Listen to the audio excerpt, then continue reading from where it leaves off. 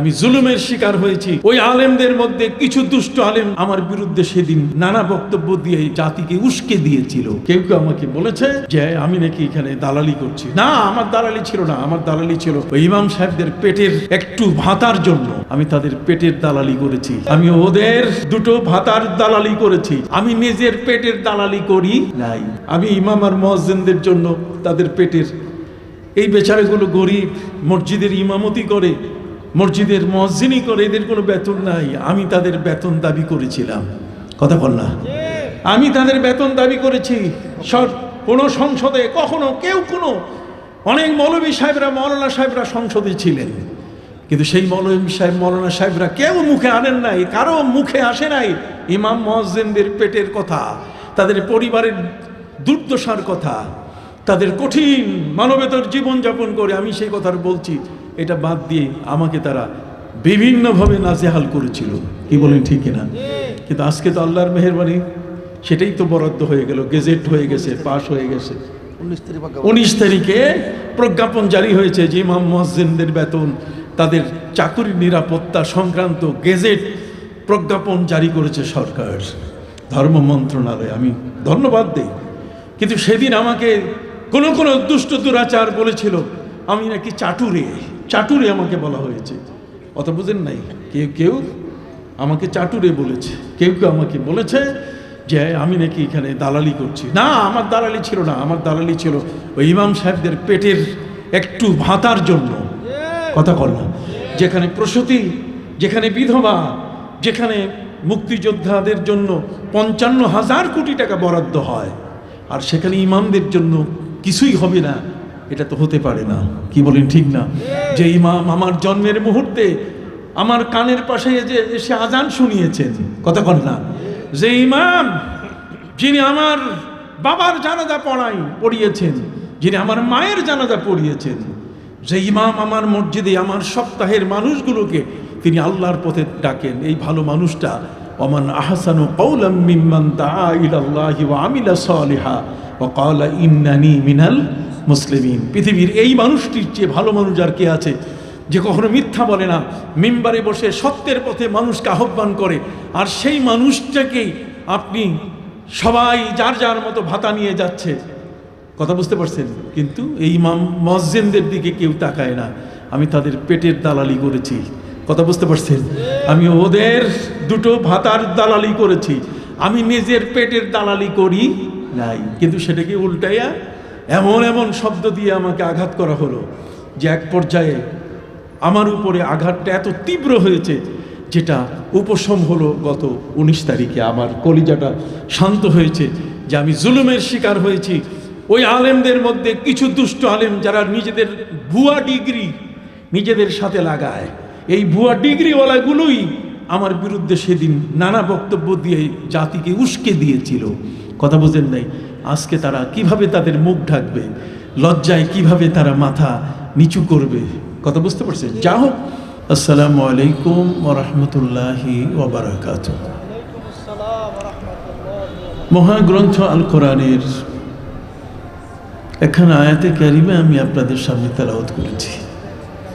ওয়া নাযালনা আলাইকাল কিতাবা তিবয়ানাল লিকুল্লি শাই। হে নবী, আমি আপনার উপরে এমন একখানা কিতাব নাজিল করেছি যার ভিতরে আছে সব কিছুর বিবরণ।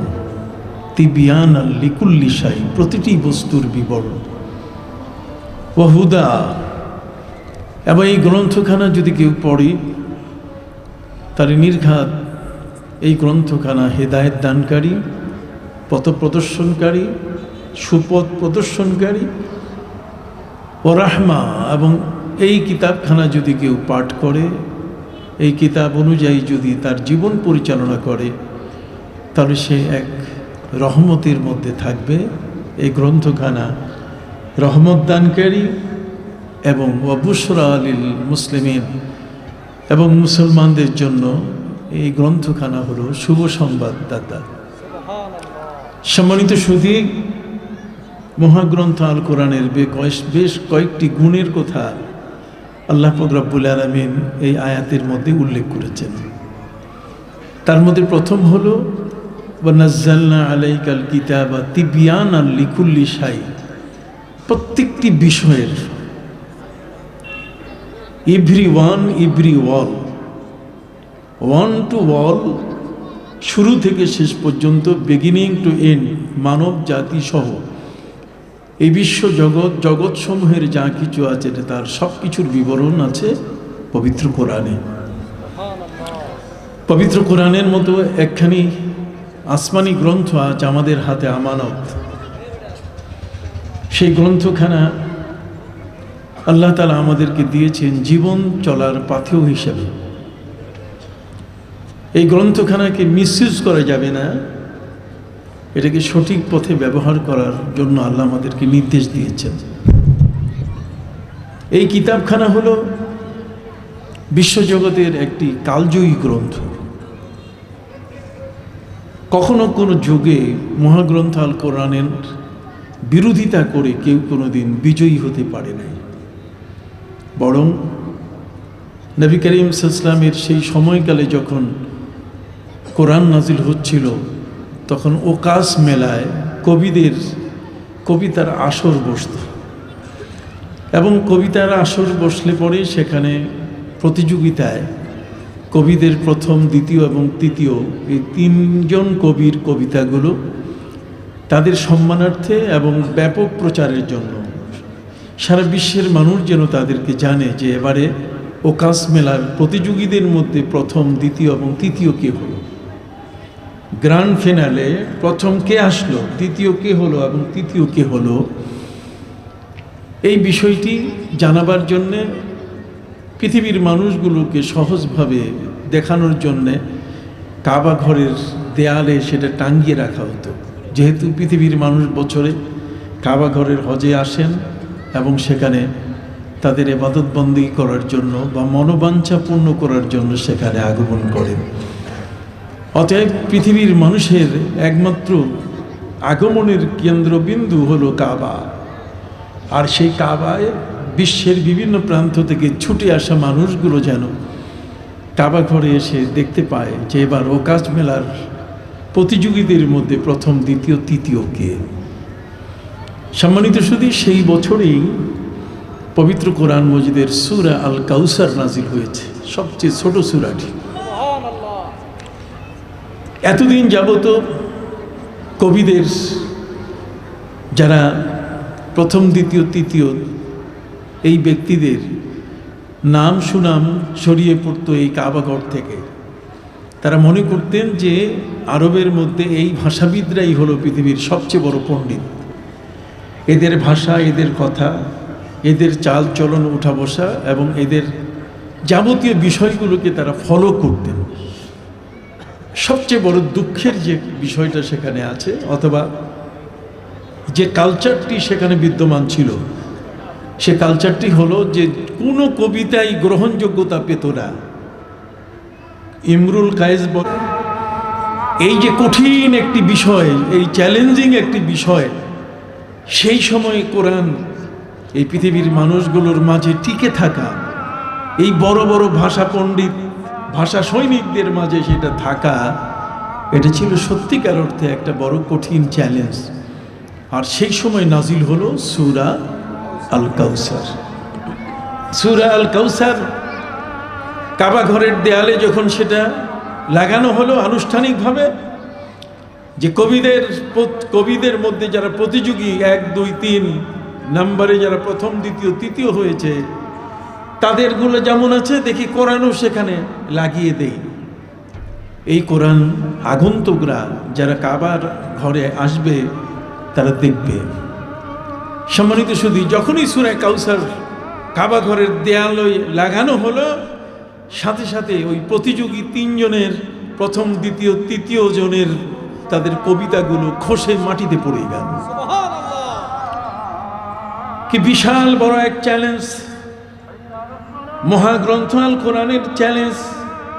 এখানে কোনো যোদ্ধা লাঠি নিয়ে আসে নাই, তরবারি নিয়ে আসে নাই, এখানে কোনো যুদ্ধের পরিস্থিতি তৈরি হয় নাই, এখানে কোনোভাবে কোনো তর্ক বিতর্ক, কোনো ডিবেট, পরস্পরের মধ্যে এই ধরনের কোনো চ্যালেঞ্জিং কিছুই ছিল না। শুধু কোরআনের একটা সূরা কাবা ঘরে লাগানো হয়েছিল, কিন্তু কোরআনের এত শক্তি, সুবহানাল্লাহ বলেন। কালামুল মুলুক মুলুকুল কালাম। আল্লাহ যেমন সর্বশক্তিমান, আল্লাহর বাণীও ঠিক অনুরূপভাবে সর্বশক্তিতে পরিপূর্ণ। অতএব আল্লাহর বাণী এর শক্তি এত বড়, সেদিন কাবা ঘরের সামনে, কাবা ঘরের দেয়ালে সূরা কাউসার লাগাবার সাথে সাথে ওই দৃশ্যমান অবস্থা, সেদিন যারা উপস্থিত ছিল তারা দেখে অবাক হয়েছে যে কেউ উপর থেকে এই তিনজনের কবিতা নিচে নামায় নাই, এমনি খসে পড়ে গেল। একজনেরটা যদি খসে যেত তাহলে হয়তো বা কোনো কারণে বাতাসে বা কোনো কারণে খসে গেছে, কিন্তু তা নয়। একসাথে একশোটে বাতি নিভলে যেমন কারেন্ট একসাথে গেলে যেমন সব বাতি একসাথে নিভে যায়, ঠিক এমনি করে এই প্রতিযোগীদের কবিতাগুলো একসাথে মাটিতে সবগুলো পড়ে গেল। শুধুমাত্র সেখানে শোভা পাচ্ছিল সূরা আল কাউসার। সূরা আল কাউসারের মধ্যে আল্লাহ পাক রব্বুল আলামিন বলে দিয়েছেন, আউযু বিল্লাহি মিনাশ শাইতানির রাজীম। সবাই পড়ুন, বিসমিল্লাহির রহমানির রহিম। ইন্না আ'তাইনাকাল কাউসার ফাসাল্লি লিরাব্বিকা ওয়ানহার ইন্না শানিআকা হুয়াল আবতার। সূরা কাউসার, আল্লাহ বলছেন, হে নবী, আমি আপনাকে কাউসার দান করেছি। কাউসারের এত বড় ব্যাখ্যা।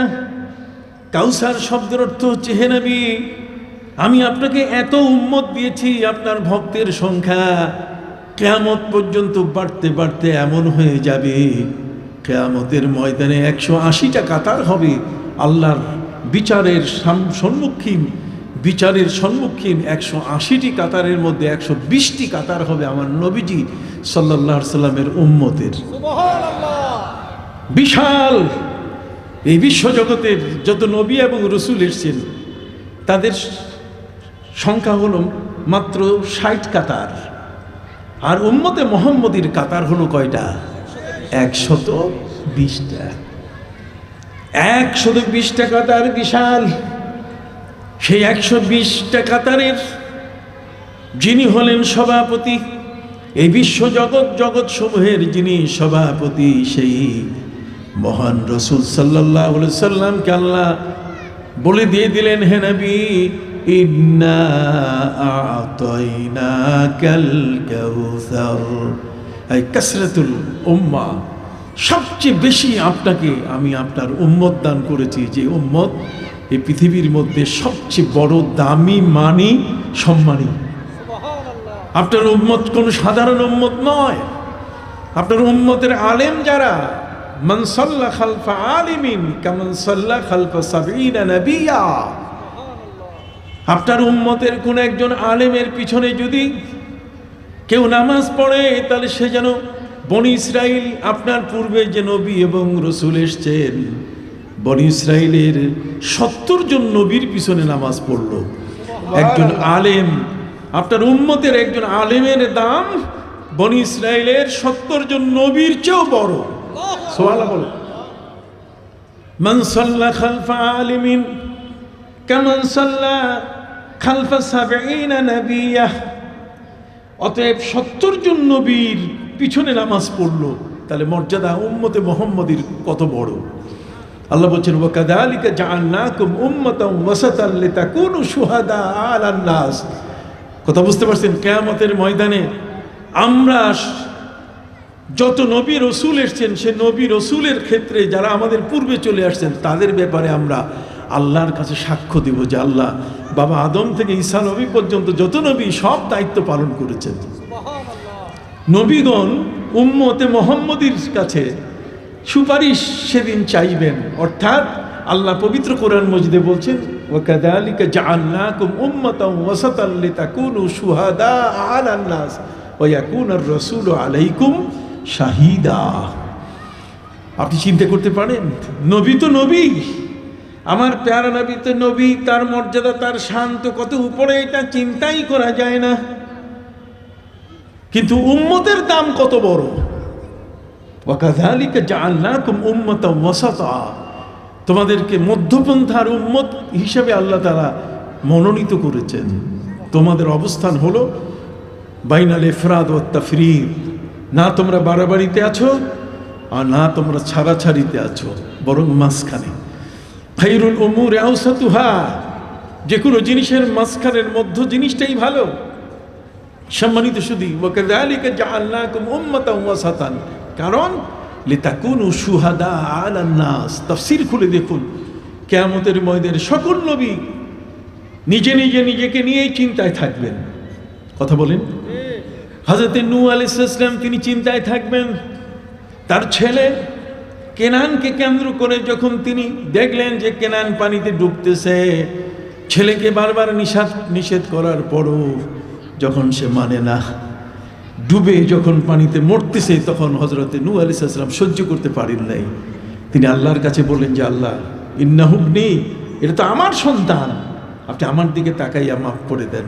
আল্লাহ বলছেন, নূহ ইন্নাহু লাইসা মিন আহলিক ইন্নাহু আমালুন গায়রু সালিহ, এ তোমার নয়, যে আমার উপরে ঈমান আনে নাই, তোমাকে মানে না, সেই সন্তান আর তোমার পরিবারের নয়। ইন্নাহু আমালুন গায়রু সালিহ, তার কাজগুলো হচ্ছে সব অন্যায় অপরাধের কাজ। অতএব অন্যায় অপরাধকারী আল্লাহ বলছেন আমি তাদেরকে ছাড়ি না। ওয়া কুল্লান আখাযনা বিযামবি, পৃথিবীর মধ্যে যারা অপরাধ করেছে আমি তাদের কাউকে ছাড়ি নাই। ফামিনহুম মান আরসালনা আলাইহি হাসিবা, কারো উপরে তো আমি আগুনের বৃষ্টি দিয়ে আমি তাদেরকে পোড়াইয়া মেরে ফেলছি, যেটা আমার কথা মানে নাই। কথা বল না, আমার কথা কি মানে নাই। ওয়ামিনহুম মান আরসালনা আলাইহি হাসিবা ওয়ামিনহুম মান আখাযাতহুস সাইহা, আর এদের মধ্যে কেউ তো এমন আছে কানের পর্দা ফাটাই দিয়ে আমি মাটিতে তাদেরকে শোয়াই দিয়ে মৃত্যু দিয়েছি। কাউমে আদ কাউমে সামুদকে আমি ধ্বংস করে দিয়েছি। পবিত্র কোরআন মজিদ আল্লাহ পাক রব্বুল আলামিন তিনি বলেন, আমি কাউকে তো এমন যাদেরকে আমি পায়ের মধ্যে ডান্ডা বেরি লাগাইয়া ওয়ামিনহুম মান খাসাফনা বিহিল আরদ ওয়ামিনহুম মান খাসাফনা বিহিল আরদ, কারুনের মতো এত বিশাল সম্পদ, এত বড় দবদবাই, এত বড় অর্থ সম্পদ, বর্তমান বিল গেটসেরও এত অর্থ নাই। কথা বল না, পৃথিবীর সবচেয়ে বড় ধনী মানুষটা বিল গেটস, কথা কন, তার চেয়েও কোটি কোটি পরিমাণে সম্পদ ছিল কার? কারুনের। কিন্তু আল্লাহকে মানে নাই। তার গোডাউনের চাবিগুলো বহন করার জন্য 70টি উট শুধু ব্যবহার হতো। তো 70টা উটের পিঠে যদি গোডাউনের চাবিগুলো বহন করতে হয়, তাহলে তার গোডাউন, তার সম্পদ কত বড় ছিল। কথা বল না। এখন তো আমরা যাদেরকে বিলিয়নার বলি, আমরা ট্রিলিয়নার বলি, আমরা মিলিয়নার বলি, তো মিলিয়নার বলেন আর বিলিয়নার বলেন আর ট্রিলিয়নার বলেন, যাই বলেন না কেন, এই কারণ তার চেয়েও আরো অনেক সম্পদের অধিকারী। পবিত্র কোরআন তার সম্পদের বিবরণ দিয়েছে। সুবহানাল্লাহ বলেন। আল্লাহ বলছেন আমি তাকে ছাড়ি নাই, সে আমার উল্টা করেছে, আমার উল্টা করার কারণে আমি তাকে ছাড়ি নাই। তার চেয়ে বড় যে উল্টাটা, সেটা হলো আমার নবী মুসা আলাইহিস সালামের প্রতি সে জেনার অপবাদ দিয়েছে। মুসা আলাইহিস সালামকে বাধা দেওয়ার জন্য, বাধা দিয়ে কাউকে ঠেকানো যায়? জোরে বলেন, যায় নাকি? হযরতে মুসা আলাইহিস সালাম তার পথ চলা বন্ধ করতে, মুসা যেন আর আগাতে না পারেন, ইসলামের কথা, ধর্মের কথা, আল্লাহর কথা যেন বলতে না পারেন, এই জন্য কারণ অর্থের অভাব ছিল না। আর এই পৃথিবীর মধ্যে সবচেয়ে বড় ওয়ান্নিসাউ হিবালাতুশ শায়াতিন, নারী হচ্ছে শয়তানের রশি। কাজে একজন নারীকে সে তার পর্যাপ্ত পরিমাণ অর্থ দিয়ে, সম্পদ দিয়ে বলছে এগুলো সব তোমাকে মালিক বানাই দিলাম, তুমি শুধু ভরা মজলিসে মুসা আলাইহিস সালাম যেখানে বক্তব্য দেন ইসলাম নিয়ে, ধর্মের কথা বলে, সেখানে তুমি দাঁড়াইয়া বলবে যে মুসার কথা আপনারা শুনবেন না, সে আমার সাথে জেনা করেছে, আমার ইজ্জত নষ্ট করেছে। মহিলা টাকা পয়সা সব নিয়ে নিয়েছে। নেয়ার পরে তার সাথে কথা ছিল কারণের। ভরা মজলিসের মধ্যে নবী মুসা আলাইহিস সালামের বিরুদ্ধে সে অপবাদ দিবে। মহিলা সেই মজলিসে আসার পরে কিসের কি তার জিহ্বা অচল হয়ে গেছে, সে আর অপবাদ না দিয়ে বলছে যে আপনারা আমার একটা বক্তব্য শুনেন। সবাই নারী সেই মহিলার দিকে তাকিয়ে বলছে কি হয়েছে তোমার? মহিলার অস্থিরতা এত বেশি যে কারুন আমাকে শিখাই দিয়েছে টাকা পয়সা দিয়ে, বলছে মুসা নবীর বিরুদ্ধে যেন আমি জেনার অপবাদ দিই। কথা বুঝেন নাই? ইসলাম সত্যটি হলো এমন যেই সত্যকে কখনো কেউ যদি ঢাকতে চায়, গোপন করতে চায়, তা কিন্তু পারবে না। কতক্ষণ না পারবে না। আপনি সত্যটাকে গোপন করতে চান, কোন একজনকে আপনি কলঙ্কিত করতে চান না, আল্লাহ আপনাকে সাহায্য করবেন না। কখনই আল্লাহ আপনাকে সাহায্য করবেন না। দেখেন না, আমি ইমাম আর মুয়াজ্জিনদের জন্য তাদের পেটের এই বেচারাগুলো গরিব, মসজিদের ইমামতি করে, মসজিদের মুয়াজ্জিনই করে, এদের কোনো বেতন নাই। আমি তাদের বেতন দাবি করেছিলাম।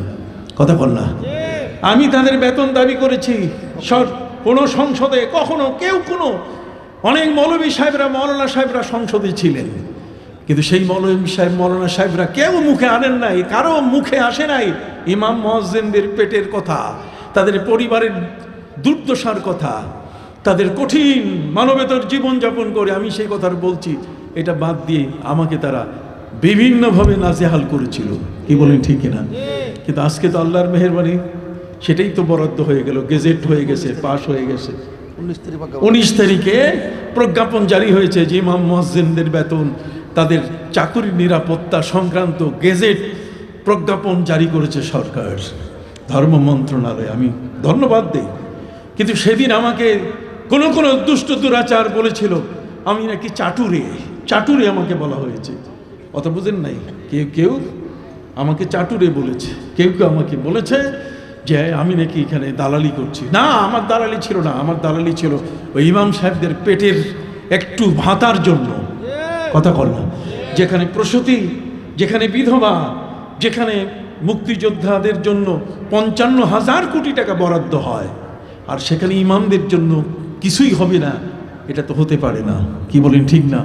যে ইমাম আমার জন্মের মুহূর্তে আমার কানের পাশে যে এসে আজান শুনিয়েছেন, কথা বল না, যে ইমাম যিনি আমার বাবার জানাজা পড়িয়েছেন, যিনি আমার মায়ের জানাজা পড়িয়েছেন, যে ইমাম আমার মসজিদে আমার সপ্তাহের মানুষগুলোকে তিনি আল্লাহর পথে ডাকেন, এই ভালো মানুষটা ওমান আহসানু কাওলাম মিম্মান দাআ ইলাল্লাহি ওয়া আমিলা সালিহা ওয়া ক্বালা ইন্নানি মিনাল মুসলিমিন। পৃথিবীর এই মানুষটির চেয়ে ভালো মানুষ আর কে আছে, যে কখনো মিথ্যা বলে না, মিম্বারে বসে সত্যের পথে মানুষকে আহ্বান করে।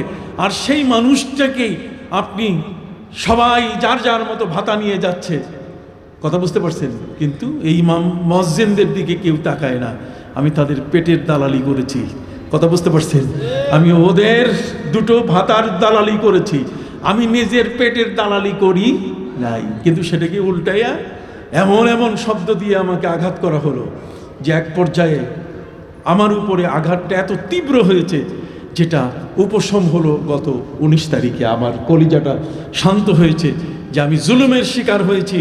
ওই আলেমদের মধ্যে কিছু দুষ্ট আলেম যারা নিজেদের ভুয়া ডিগ্রি নিজেদের সাথে লাগায়, এই ভুয়া ডিগ্রিওয়ালাগুলোই আমার বিরুদ্ধে সেদিন নানা বক্তব্য দিয়ে জাতিকে উস্কে দিয়েছিল। কথা বোঝেন নাই? আজকে তারা কিভাবে তাদের মুখ ঢাকবে, লজ্জায় কিভাবে তারা মাথা নিচু করবে। কথা বুঝতে পারছেন? যা হোক, ভাইদের খেদমতে বলতে চাই, হযরতে মুসা আলাইহিস সালামের বিরুদ্ধে অপবাদ, যে অপবাদ কারণ একজন নারী একজন মহিলাকে ভাড়া করে দিয়েছিল, সেই মহিলার জবান তাকে সাহায্য করে নাই। ঠিক অনুরূপভাবে বাইজেন্টাইন সম্রাট, রোমান সম্রাট, উনি যখন নিয়ত করলেন, পবিত্র কোরআন মজিদে আল্লাহ পাক রব্বুল আলামিন বলে দিয়েছেন, পারস্য সম্রাট সে ছিল আগুন পূজারী। পারস্য সম্রাট ছিল কি? আগুন পূজারী। আর বাইজেন্টাইন রোমান সম্রাট সে আল্লাহকে মানত। সম্মানিত সুধী, এই দুই দেশের মধ্যে, রোম এবং পারস্যের মধ্যে যুদ্ধ। সেখানে যুদ্ধের মধ্যে রোমানরা পরাজিত হয়েছে, খ্রিস্টানরা পরাজিত হয়ে গেছে, জিতেছে যারা আগুন পূজারী। মন খারাপ, আল্লাহকে আমাদের সাহায্য করলেন না।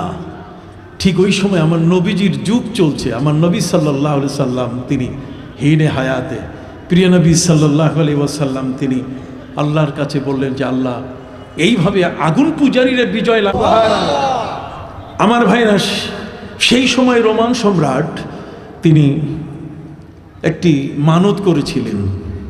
রোমান সম্রাটের মানতটা ছিল যে যদি আগুন পূজারী পারস্য সম্রাট তাদের উপরে যদি বিজয় লাভ করতে পারি, পারস্য জাতির উপরে যদি বিজয় লাভ করতে পারি, তাহলে আমি ইটালির রোম থেকে খালি পায়ে হেঁটে বাইতুল মুকাদ্দাস ফিলিস্তিনে আমি আসব, এই প্যালেস্টাইনে আসব, এখানে এসে বাইতুল মুকাদ্দাস আমি 2 রাকাত নামাজ পড়ব।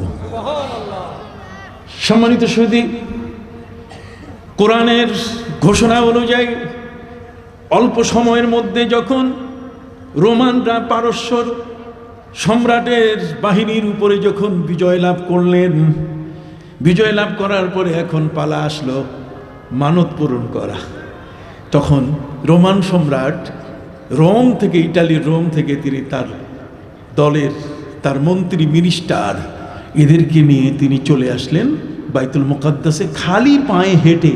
কোনো ঘোড়ার গাড়িতে উঠেন নাই, কোনো উটের পিঠেও উঠেন নাই, কোনো যানবাহনে উঠেন নাই, পায়ে হেঁটে হেঁটে তিনি এসছেন বাইতুল মুকাদ্দাসে 2 রাকাত নামাজ পড়ে আল্লাহর শুকরিয়া আদায় করবেন যা আমরা আগুন পূজারীদের উপরে বিজয় লাভ করেছি। তাহলে কোরআনের কি চমৎকার মিল! আপনি একটু সুবহানাল্লাহ বলবেন না? আসেন, ঘটনা কোন জায়গায় গিয়ে কি হচ্ছে আপনি অবাক হয়ে যাবেন। সম্মানিত সুধী বন্ধুরা আমার, এই ঘটনাগুলো জানার জন্য এই বরুড়া সুন্নিয়া কামিল মাদ্রাসার ছাত্র হইতে হবে। মাদ্রাসার ছাত্র না হলে এই চমৎকার ঘটনাগুলো জানা যাবে না। এগুলো ওদের কাছে নাই, ওরা ওদের ইতিহাস থেকে বিলুপ্ত করেছে, কিন্তু কোরআন তো বিলুপ্ত হয় নাই। জোরে বলেন, কোরআন কি বিলুপ্ত হওয়ার গ্রন্থ? সেই কোরআন কাবা ঘরে লাগাই দেওয়ার সাথে সাথে সূরা কাউসার, এই সূরা কাউসারের এমন এক শক্তি, যেই শক্তিতে ছিঁড়ে পড়েছে ওই সমস্ত বাতিলদের, প্রতিযোগীদের সেই মত আর নারীর দেহের প্রশংসার কবিতাগুলো, গুচ্ছগুলো। যেটা বলে সুবহানাল্লাহ, বাধ্য হয়েছে তারা। ইন্না হাযা লাইসা মিন কালামিল বাশার ইন্নাহু হুয়া কালামু রাব্বিল বাশার। এটা কোনো মানুষের কথা নয় গ্রন্থ, এই ইন্না আতাইনাকাল কাউসার, বরং মানুষকে যিনি সৃষ্টি করেছেন সেই মহান আল্লাহর বাণী এটা। সুবহানাল্লাহ। সম্মানিত সুধী, পবিত্র কোরআন সত্য হলো কিনা? জোরে বলেন, পবিত্র কোরআন সত্য হলো কিনা? পবিত্র কোরআন সত্য হয়েছে। এবার মানত পূরণের পালা। আসতে হবে পায়ে হেঁটে বাইজেন্টাইন, ইটালি, রোম। কতক্ষণ আমাদের দেশের কত মানুষ যায় না ভূমধ্য সাগর পাড়ি দিয়া, অনেক দূর। সেখান থেকে পায়ে হেঁটে তিনি চলে আসলেন বাইতুল মুকাদ্দাসে 2 রাকাত নামাজ পড়ার পরে।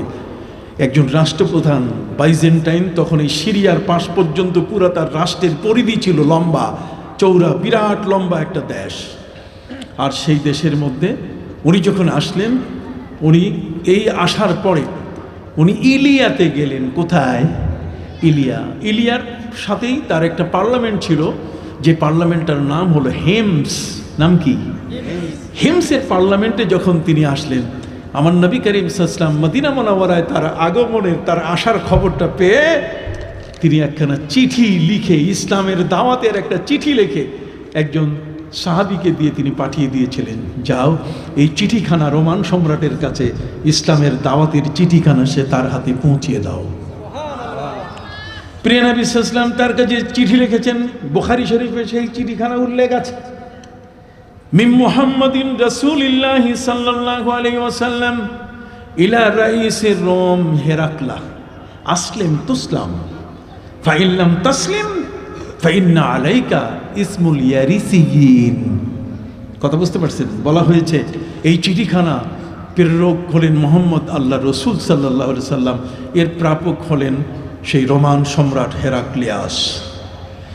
তার প্রতি আহ্বান, তুমি ইসলাম গ্রহণ করো, তুমি রক্ষা পাবে, তোমার দেশ বেঁচে যাবে, তোমার দেশ শান্তির ছায়াতলে চলে আসবে, শান্তির আমব্রেলার ভিতরে চলে আসবে, শান্তির বিশাল শামিয়ানার ভিতরে চলে আসবে।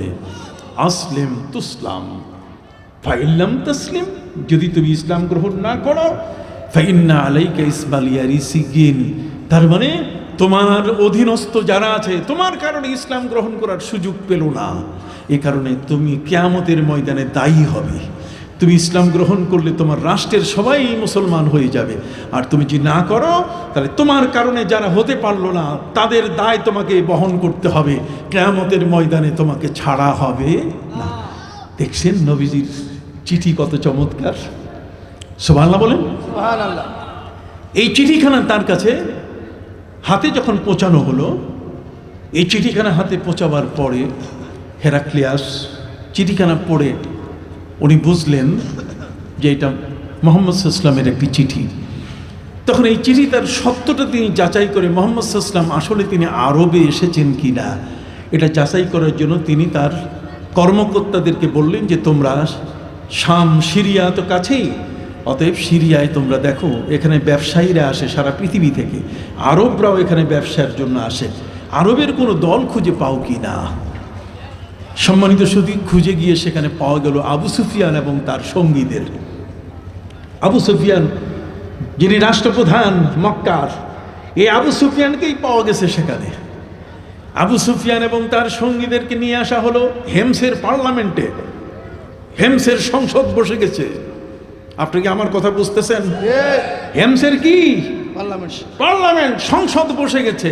হেমসের সংসদ বসে এই সময় সংসদ সদস্যরা সামনে, আর পাশে দাঁড় করানো হলো আবু সুফিয়ান এবং তার সাথে ব্যবসায়িক সঙ্গীরা। কথা বল না, যারা ব্যবসায়ী সঙ্গী, বাণিজ্যিক সঙ্গী যারা, তাদেরকে দাঁড় করানো হলো। এরপরে তিনি একজন ইন্টারপ্রেটার নিয়োগ করলেন, তার মানে একজন তর্জুমান, একজন দোভাষী নিয়োগ করলেন।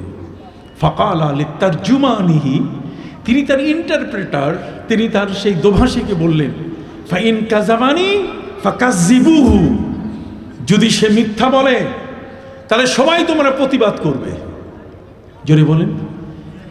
এরপরে আবু সুফিয়ানকে তিনি 11টা প্রশ্ন করেছিলেন। কত? এই সব প্রশ্ন বলতে গেলে আর উত্তর দিতে গেলে আজকের ওয়াজ আর থাকবে না। আমি চুম্বক কথাটা বলতে চাই। সেদিন তিনি বলে দিয়েছিলেন হেরাক্লিয়াস তিনি স্পিকারের চেয়ারে বসা অথবা রাষ্ট্রপ্রধানের চেয়ারে তিনি কি বসা, আর পার্লামেন্টের মধ্যে সংসদ সদস্যরা ভরা, আর এক সাইডে আবু সুফিয়ান এবং তার সাথে বাণিজ্যিক বহর। কথা বললাম, বাণিজ্য টিম তার সাথে।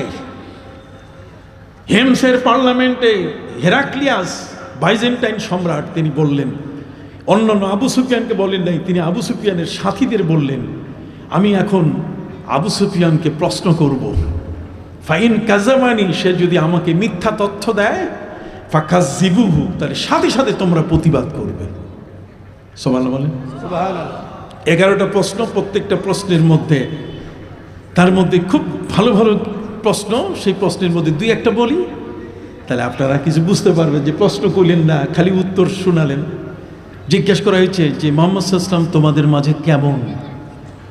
আবু সুফিয়ান বলছে যে আমি মিথ্যা বলতে চাইছিলাম যে উনি ভালো না, উনি এই উনি সেই। কি কোন ঠিক না?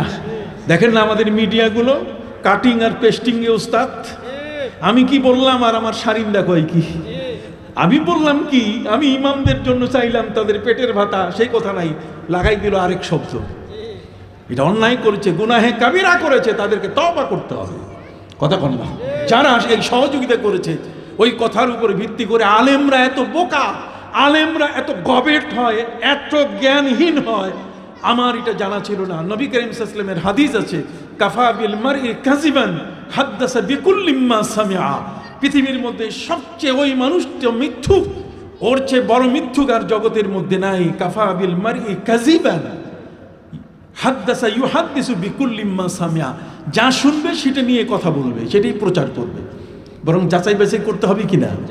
ইন জাআ ফাসিকুম বিনাবাইন ফাতাবায়ানু আই ফাতাজাসসু, যদি কেউ তোমাদের কাছে কোনো খবর প্রচার করে তাহলে খবর শুনেই সাথে সাথে তুমি প্রচার করবে না, কোনো মন্তব্য করবে না।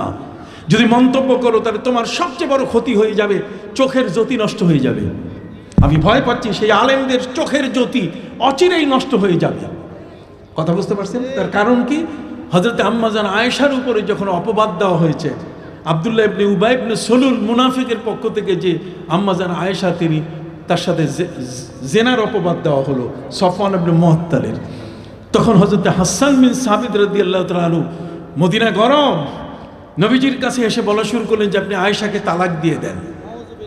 এই না জেনে বিষয়টাকে কোনোভাবে বিবেচনা না করে আকস্মিকভাবে এর উপরে ভিত্তি করে নবী করিম সাল্লাল্লাহু আলাইহি ওয়াসাল্লামের কাছে আম্মাজান আয়েশার ব্যাপারে তালাক চাওয়া, তালাকের প্রস্তাব দেওয়া ঠিক হয় নাই। হযরত ওমর ফারুক এই তালাকের প্রস্তাবের কথা শুনে তিনি দৌড়ে এসেছেন ঘর থেকে, নিজের গায়ের চাদরটা ঠিক রাখতে পারেন নাই। আমার নবী সাল্লাল্লাহু আলাইহি ওয়াসাল্লামের দরবারে এসে তিনি কখনো জানালার পাশে উকি মারেন, কখনো দরজার পাশে এসে তিনি উকি মারেন। ভয়ে নবীর কাছে তিনি প্রবেশ করছেন না নবীর অনুমতি ছাড়া। নবী করিম সাল্লাল্লাহু আলাইহি ওয়াসাল্লাম তাকে ডাকলেন, ওমর ভিতরে আসুন। হযরত ওমর ভিতরে আসলেন। ভিতরে আসার পরে নবীজি বললেন যে এই অবস্থা কেন? চাদর ঠিক নাই, গায়ের পোশাক ঠিক নাই, কেমন জানি এলোমেলো পোশাকে আমার কাছে আপনি এসেছেন, কারণটা কি? হযরত ওমর বলেন, হুজুর আমি শুনেছি আয়েশা হলেন একটি অল্প বয়সের মেয়ে, যখন রুটি বানাতে গিয়ে খমির তৈরি করে, আটার খমির, গরম পানি দিয়ে যখন খমিরটা তৈরি করে গোলাটা, তখন রুটি বানাইতে গিয়ে এই খমিরটা করতে গিয়ে ঘুমায় পড়ে, আর ছাগলে এসে ওইটা খাইয়া যায়। উনি হলেন এত সরলা একটা মেয়ে। এই আয়েশার ব্যাপারে যেটা বলা হয়েছে এটা অপবাদ, আয়েশার চরিত্র খারাপ নয়, অতএব আয়েশাকে আপনি তালাক দিয়েন না। হযরত ওমর তিনি নবীজিকে সুপারিশ করলেন তালাক দিয়েন না। আর হযরত হাসান বিন সাবিত কি বলছেন? তালাক। হযরত হাসান বিন সাবিতের এই বিষয়টা যাচাই করা উচিত ছিল, এই জন্য কিতাবে লেখা আছে যে শেষ বয়সে তার চোখের জ্যোতি নষ্ট হয়ে গেছে শুধু যাচাই না করে কমেন্টস করার কারণে। কথা বল না, আজকের যারা ইউটিউবে, আজকে যারা ফেসবুকে কমেন্টস করে যাচাই না করে, তাদের চোখের জ্যোতি নষ্ট হয়ে যাবে। কিতাবের কথা এরা বুঝে না।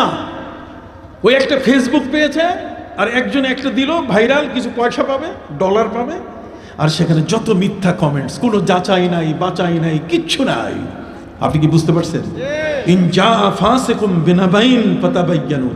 আপনার একটা মিডিয়া একটা কথা ছড়াই দিল, ওই মিডিয়ায় কি আপনার জন্য সত্য কথা বলছে? মিডিয়া তো মিথ্যাটাও বলে। এখন দেখেন না, যিনি মারা যায় নাই তার আগে তার ইন্নালিল্লাহ পড়া শেষ, তারপরে দেখা গেছে যে উনি ঘরে চলে আসছেন।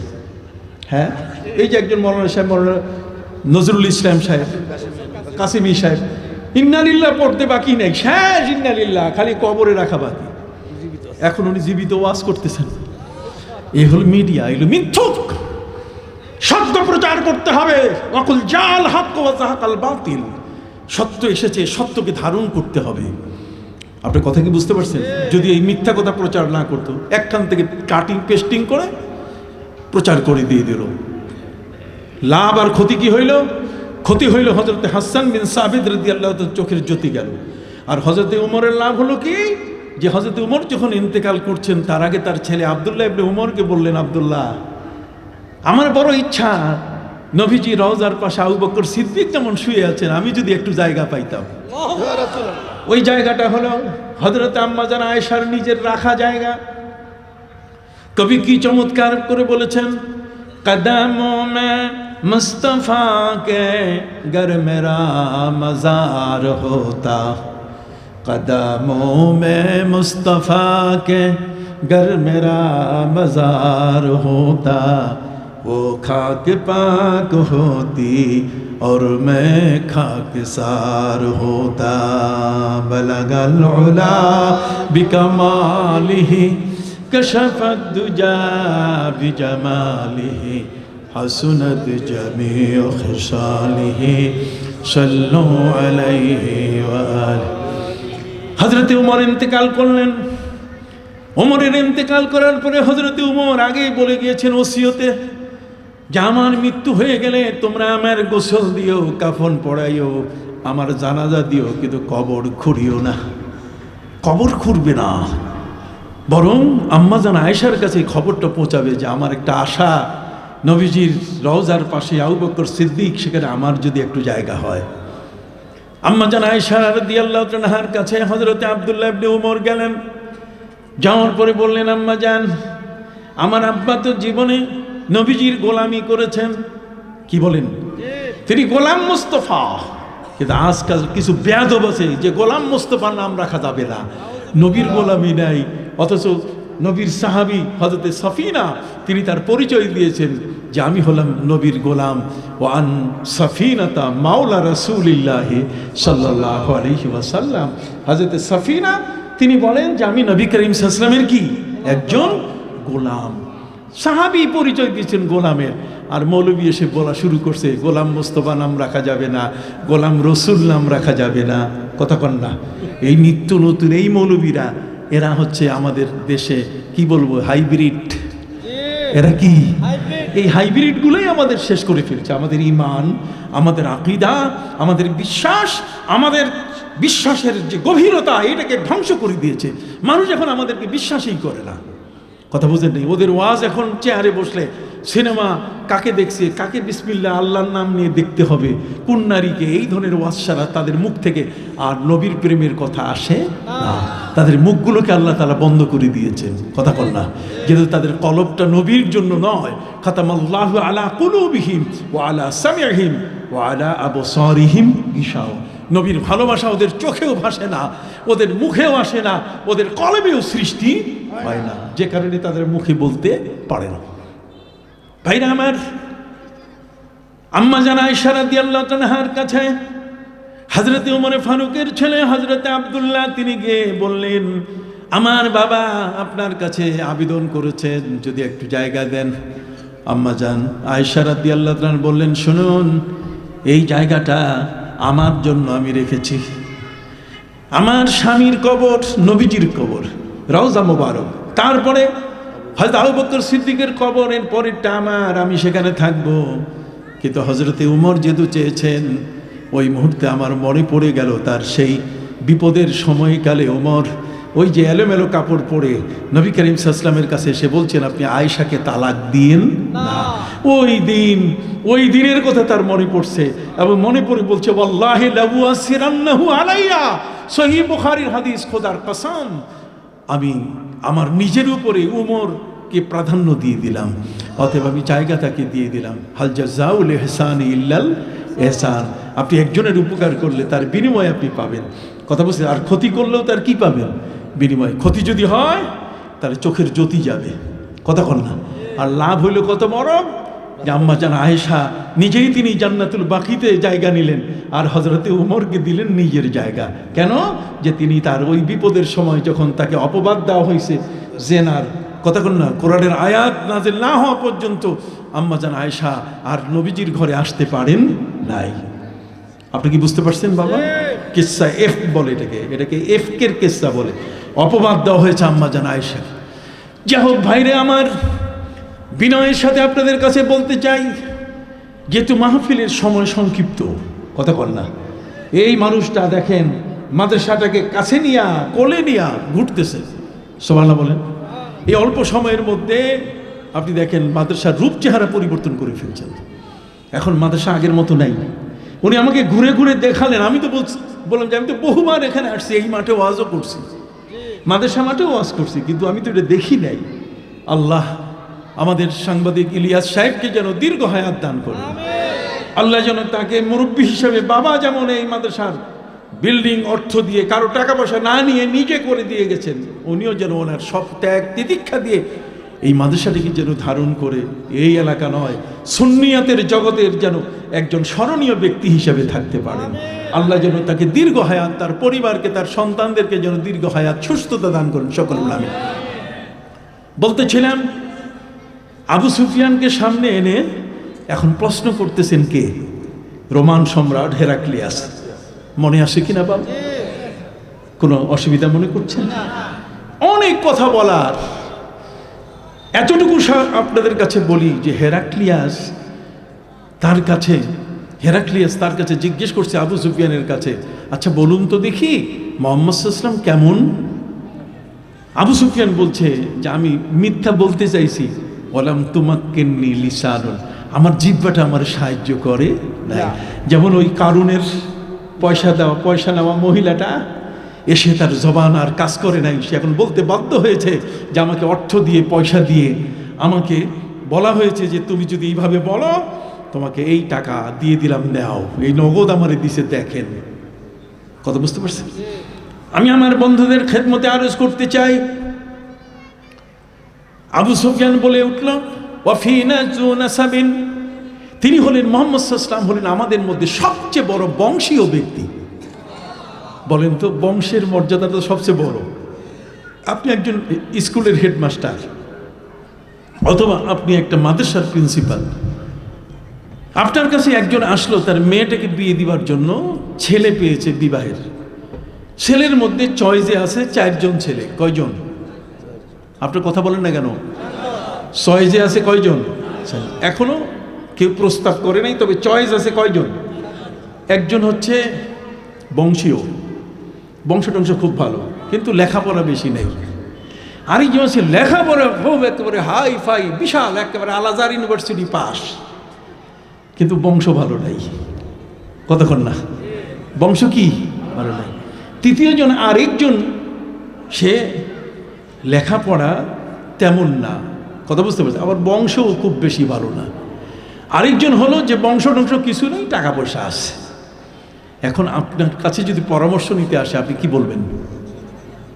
আপনি সবচেয়ে বড় শিক্ষিত যেটা, এইটার সাথে তার মেয়েটাকে বিয়ে দিতে বলবেন, না যার বংশটা ভালো তাকে? বংশের একটা আলাদা গুণ আছে, কথা বল না। বংশীয় মানুষ কখনো বংশের ঐতিহ্য নষ্ট করে না, কিন্তু শিক্ষিত বাটপার আছে কি না? শিক্ষিত বাটপারগুলো ইউনিভার্সিটি পাশ করে এসে ঘুষ খায় না, এগুলো তো শিক্ষিত বাটপার, কথা বল না। এটা সমাজের কলঙ্ক, পাবলিকের চেয়ারে বসে পাবলিকের টাকা নিয়ে বেতন নেয়, কথা বল না। সব কিছুই পাবলিকের, আর সেখানে সে আবার আলাদাভাবে টেবিলের তল দিয়ে ঘুষ নিচ্ছে। এই ধরনের কুলাঙ্গার আমাদের সমাজে শিক্ষিত আছে কি না? বাবাকে মাকে ওই বৃদ্ধাশ্রমে পাঠায় দেয়, ওল্ড হোম, বুড়া মানুষের ঘরে পাঠায় দেয়, কথা কর না, খোঁজ নেয় না। বড় বড় ইঞ্জিনিয়ার ওল্ড হোমে মারা গেছে, মেয়ে ডাক্তার ছেলে ইঞ্জিনিয়ার যায় নাই দেখতে, বাপের মৃত্যু ঘোষণা করে বাবা মারা গেছে, অথচ বাবা ওল্ড হোমে বৃদ্ধাশ্রমে কাতরাচ্ছে, তার ট্যাবলেট দেওয়ার, তার একটা ক্যাপসুল দেওয়ার ক্ষমতা নাই, অথচ সেই ছেলেকে সে বিশাল ইঞ্জিনিয়ার বানালো, যার কোটি কোটি টাকা ব্যাংক ব্যালেন্স আছে। ওই মেয়েটাকে ডাক্তার বানালো, যার প্রতিটি দিনের আয় অনেক বেশি, আর সেই ছেলে মেয়ে তাকে একটা ট্যাবলেট পর্যন্ত কিনে দিয়ে তার খোঁজ নেবে, খবর নেবে। মারা যাওয়ার পরে যখন জানাজার জন্য ডাকানো হলো যে আপনাদের বাবা মারা গেছে আসেন, তখন ছেলেও যায় নাই, মেয়েও যায় নাই। তাহলে এই শিক্ষিত বাটপার আমাদের দরকার আছে? হাত উঁচু করেন, দরকার আছে। কিন্তু আমি বুকে হাত দিয়ে বলতে পারি, এই বড়ুরা সুন্নিয়া কামিল মাদ্রাসা, এই ধরনের মাদ্রাসায় যদি আপনার সন্তানরা পড়ে, তাহলে কোনোদিন বাপের সাথে বাটপারি করবে না, মাকে কোনোদিন সে ওই বৃদ্ধাশ্রমে পাঠাবে না। ওয়াসাইনাল ইনসানা বিওয়ালিদাইহি হামালাতহু উম্মুহু ওয়াহানান আলা ওয়াহনি ওয়া ফিসালুহু ফি আমাইন। আল্লাহ বলতে দুধ খাওয়াইছে তোমাকে, মা তোমাকে দুধ খাওয়াইছে, মা তোমাকে পেটে বহন করেছে, কষ্টের উপরে কষ্ট নিয়েছেন মা, মৃত্যুর সময় প্রতিটি সেকেন্ডে একটা মৃত্যুর যন্ত্রণা ভোগ করছেন। খবরদার, ওই মায়ের নিচে পায়ের নিচে তোমার বেহেশত। খবরদার, وَقَضَى رَبُّكَ أَلَّا تَعْبُدُوا إِلَّا إِيَّاهُ وَبِالْوَالِدَيْنِ إِحْسَانًا إِمَّا يَبْلُغَنَّ عِندَكَ الْكِبَرَ أَحَدُهُمَا أَوْ كِلَاهُمَا فَلَا تَقُل لَّهُمَا أُفٍّ وَلَا تَنْهَرْهُمَا وَقُل لَّهُمَا قَوْلًا كَرِيمًا وَاخْفِضْ لَهُمَا جَنَاحَ الذُّلِّ مِنَ الرَّحْمَةِ وَقُلْ رَبِّ ارْحَمْهُمَا كَمَا رَبَّيَانِي صَغِيرًا। মা বাবাকে কখনো রাঙ্গা চক্ষু দেখানো, ধমক দেওয়ার কোনো সুযোগ নাই। ছোট্ট একটা ঘটনা বলি আপনাদের উপকারের জন্য। ভাইরা আমার, যুবকরা তোমরা শোনো, একজন লোক, উনি তার স্ত্রী মারা গেছে, তার একটি ছেলে মাত্র, ভালো শিক্ষিত করেছে। এই ছেলেটা তার বাপের খুব যত্ন নিচ্ছে। মা মারা যাওয়ার কারণে বাপের যেন কোনো কষ্ট না হয়, এই জন্য বাবার সুন্দর করে টাইলস দিয়ে ঘর বানাই দিয়েছে, পাশে অ্যাটাচড বাথরুম, কাজের মহিলা, খাওয়া দাওয়া যেন বাবার কষ্ট না হয়, বাবার কাপড় চোপড় যেন পরিষ্কারে কোনো কষ্ট না হয়, সব কিছু যা কিছু আয়োজন, খাবার দাবার, সকালের নাস্তা, ব্রেকফাস্ট, লাঞ্চ, ডিনার, দুপুর রাতের খাবার টাবার সব রেডি। বাবা বড় আরামে আছে। ছেলে ওই চাকরি করার পরে প্রতি সপ্তাহে বাবাকে দেখতে আসে। বাবাকে দেখতে এসে একদিন ছেলে তার বাবাকে বলছে যে বাবা, আমি তো যতটুকু পারতেছি ততটুকু দিতেছি, কিন্তু আমি জানি না তোমার চাহিদা আরও আছে কি না। তোমার যদি আরও কিছু চাহিদা থাকে তাহলে আমারে তুমি কইও, আমারে বললে তোমারে আমি চেষ্টা করব দেওয়ার জন্য। তাহলে ছেলেটার আদব আছে কিনা? আপনি বলেন না, ছেলেটার আদব আছে কিনা? মা নাই, বাবার জন্য সব কিছু সে আয়োজন করে দিয়েছে যাতে বাপের কষ্ট না হয়। সম্মানিত সুধী, বাবা ছেলেকে বললেন, যেহেতু তুমি মুখ খুলেই বলছো যে আমার কোনো চাহিদা থাকলে তুমি পূরণ করবা, তা বাবা আমার তো একটু কমলা খাইতে মন চায়। এর আগে এমন সময় ছিল যে সময় কমলা পাওয়া যেত না। মৃত্যুমুখী মানুষটা মরার খাটে সে যদি কমলা খাইতে চাইতো তো ডিস্ট্রিক্টে খোঁজ করে তারপর বেশি টাকা দিয়ে নিয়ে আসতো। ছেলে বলছে যে বাবা কমলার কথা, তুমি যদি সুন্দরবনের হরিণের কথা বলতে তো আমার জন্য তো কষ্ট হইতো। কমলা তো বড়ুরা এই সুন্নিয়া মাদ্রাসা থেকে একটু ভিতরে গেলে যে মার্কেটটাতে ওই যেটা ভেঙে ফেলছে তার পাশেই তো কত দোকান, শেষ নাই। কি বলি ঠিক না? দাঁড়াও বাবা তোমাকে এনে দিচ্ছি।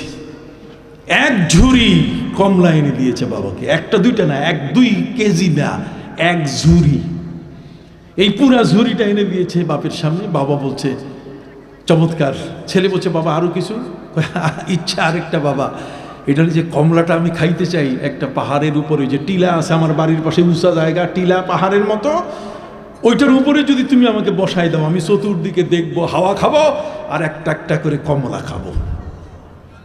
ছেলে বলছে বাবা এটা অসম্ভব কিছু নয়, তুমি আমার কাঁধের উপরে উঠো। নিজের কাঁধের উপরে উঠাইয়া এক হাতে সেই কমলার ঝুড়ি নিয়ে বড় কষ্ট করে টিলার উপরে বসাই দিয়েছে। বসাই দিয়ে বলছে বাবা এই হলো তোমার কমলার ঝুড়ি, আর তুমি খাও। কিন্তু বুড়া মানুষ, ব্যালেন্স নাই, হঠাৎ করে হাতটা লেগে এমন হয়ে গেছে কমলার ঝুড়ি গেছে উল্টাইয়া। উল্টে যাওয়ার পরে কমলা তো গোল, এটা তো আর এক জায়গায় থাকে না, এখনো গড়গড়াইয়া চতুর্দিকে একেবারে ছড়াইয়া পড়ে গেছে। পড়ে যাওয়ার পরে বাবা বলছে যে বাবা এটা কেমন হয়ে গেল? ছেলে বলছে বাবা তুমি চিন্তা করো না, আমি এগুলো উঠাই দিচ্ছি। সেটা সে কুড়াইয়া কুড়াইয়া আবার ঝুড়িতে উঠাই দিছে। দিয়ে বাবাকে বলছে এখন খাও। এবার হঠাৎ করে পায়ের থেকে এমনভাবে আঘাত লাগছে, এমনভাবে ধাক্কা খাইছে, ঝুড়িটা আবার উল্টে গেছে। যখনই উল্টে গেছে তখনই ছেলে বলছে কি শুরু করছো বাবা? তুমি খাবে এই কমলা, তোমাকে আমি কমলা এনে দিলাম, এক ঝুড়ি এনে দিলাম, আর সেই কমলাটা এনে দেওয়ার পরে তুমি একটা টিলায় বসে খাবে, উঁচুতে দেখে দেখে তুমি খাবে, তাও ব্যবস্থা করে দিলাম, কাঁধে চড়াইয়া উঠাইলাম। একবার তুমি ফেলে দিলে, উঠাই দিলাম, আরেকবার তোমার ধাক্কা লাগলো, কি পাইছো তুমি? ছেলে বলছে বাবা শোনা, তোমার আর কমলা কুড়ায় দেওয়ার প্রয়োজন নাই, আমি একটা কমলাও খাবো না। কিন্তু তোমার কি মনে আছে এই টিলার উপরে তুমি আমার একদিন এনেছিলে যখন তোমার বয়স খুব 5 থেকে 7 বছর ছিল, তোমার হাতে একটা টেনিস বল ছিল, এই টিলার উপরে তুমি কতবার যেটা ফেলে দিয়েছো, আর কতবার যে কুড়া এনে দিয়েছি তোমাকে, কতবার যে কুড়া এনে দিয়েছি। একবারও বিরোধের ওয়াইফের কাছে বলে না যাওয়ার সময় একটু মিষ্টি নিয়ে যায়, ট্রাফিকের পিটানি খাওয়ার পরও একটু মিষ্টি নিয়ে যায়, আমার বাচ্চাটা খাবে, তার মুখে হাসি ফুটবে। আমি কি ভুল বলেছি বাবা? এই ধরনের কিছু কুলাঙ্গার আমাদের সমাজের মধ্যে আছে কিনা, যে মা বাবারা শিক্ষিত বানাই দিয়েছে, কিন্তু মা বাবার সাথে লাস্ট দেখা যায় এক পর্যায়ে এসে তারা বেয়াদবিও করে বসে। কথা বল না, ওয়াকফিজ লাহুমা জানাহা যুল্লি মিনার রাহমা ওয়া কুর রাব্বিরহামহুমা কামা রাব্বায়ানি সগীরা। আল্লাহু আকবার। আল্লাহ কোরআনে এগুলো না বললে, ওয়া নাযালনা আলাইকাল কিতাবা তিবয়ানাল লিকুল্লি শাই, কোরআনে সব কিছু আছে কিন্তু আমরা পড়ি না। না পড়ার কারণে এই জন্য আমার বাচ্চারা দাঁড়াইয়ে পেশাব করে, না পড়ার কারণে এই জন্য বাপের মায়ের সাথে বেয়াদবি করে। মাদ্রাসায় ভর্তি করে দেন আর বেয়াদবি করবে না। কথা কর না, এখানে সব কিছু দেওয়া আছে, তার ডোজ যা লাগে, মেডিসিন যা লাগে, একটা মানুষকে ঠিক করতে যা প্রয়োজন তার সব কিছু এই মাদ্রাসা শিক্ষার ভিতরে রাখা আছে। কোরআনের মধ্যে কি রাখা আছে।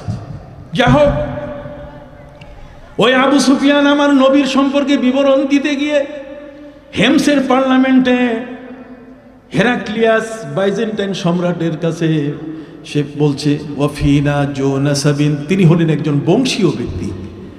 নবীজি হলেন কি একজন বংশীয় ব্যক্তি। এবার প্রশ্ন করলেন হেরাক্লিয়াস রোমান সম্রাট যে যারা তার কাছে এসে ইসলাম গ্রহণ করে তারা কি তারা ছেড়ে দিয়ে পালায় যায়, যে ইসলাম বড় শক্ত কঠিন, এটা মানা যায় না? আবু সুফিয়ান বলছে যে একবার আসছে সে আর তার পিছু ছাড়তে চায় না, খালি দিন দিন লোক বাড়তেই আছে। খালি ইয়াজিদুন আম ইয়ানকুসুন, দিন দিন বাড়তেছে তার সংখ্যা না দিন দিন কমতেছে? জোরে বলেন দিন দিন কি? 200 কোটি মুসলমান পৃথিবীতে, সেকেন্ড এখন খ্রিস্টানদের চেয়ে। একদিন এই অঙ্ক ছাড়িয়ে যাবে, সারা বিশ্বের মানুষগুলো কালেমার ছায়াতলে চলে আসবে, একদিন ইসলামের ছায়াতলে চলে আসবে।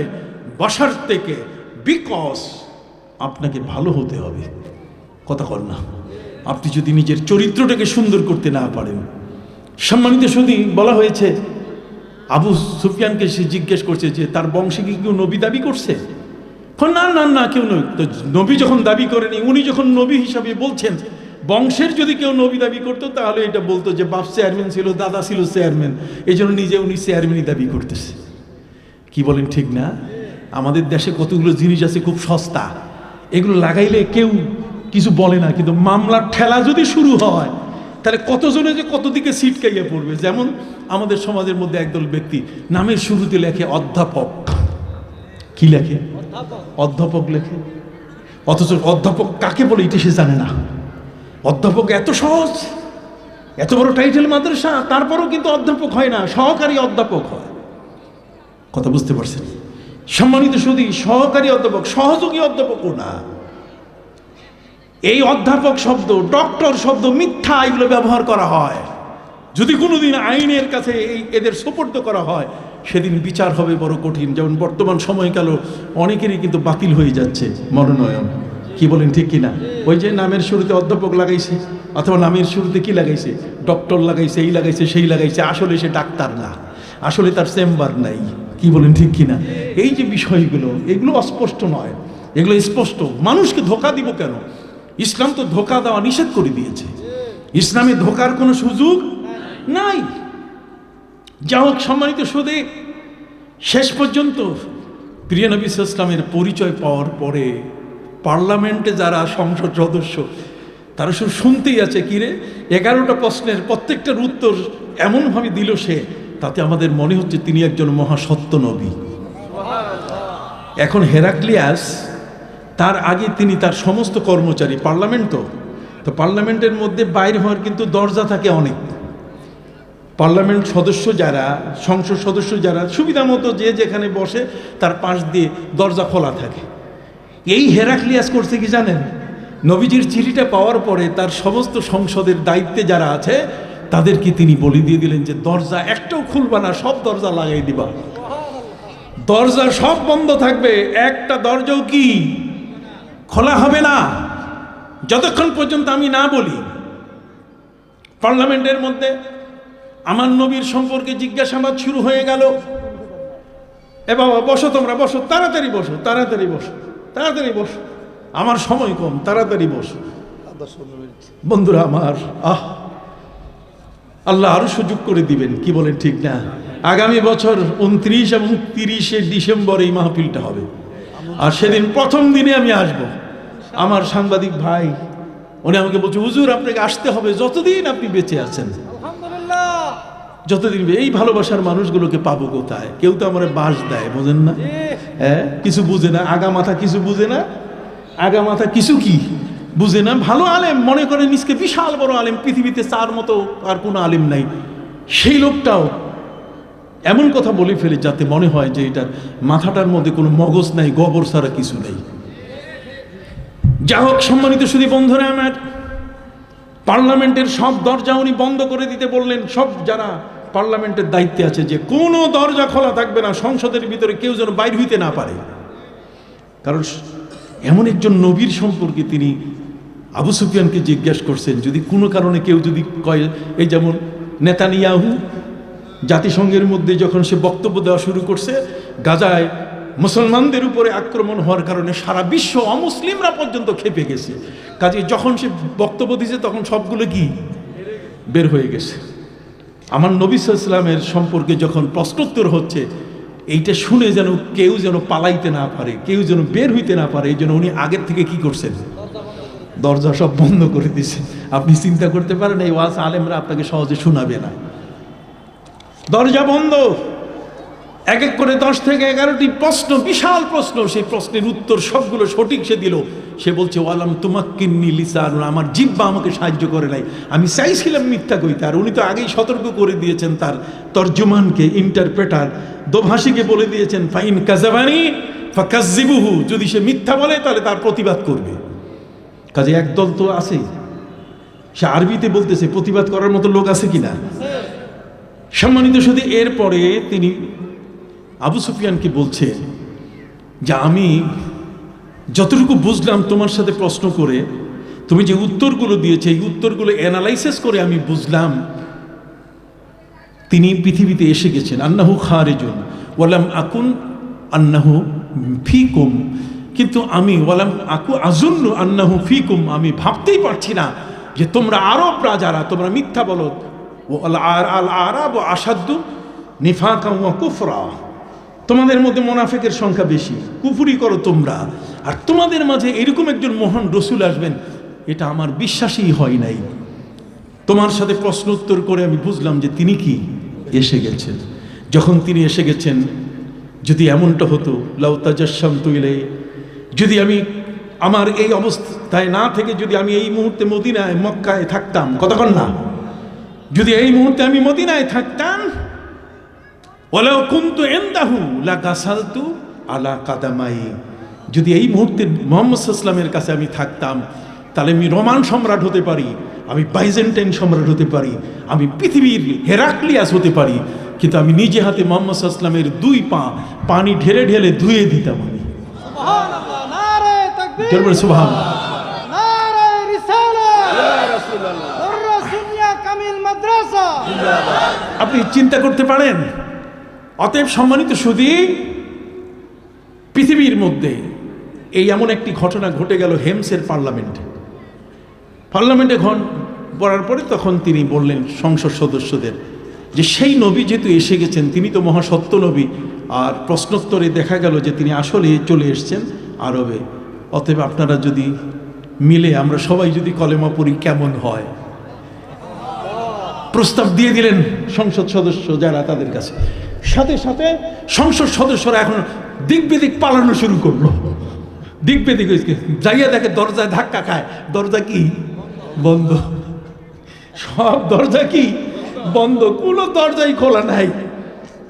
এখন হেরাক্লিয়াস দেখলো যে আমারও অবস্থা তো খারাপ, আমি এমন এক প্রস্তাব করছি যে প্রস্তাবে এখন আমার পথ যাওয়ার পালা।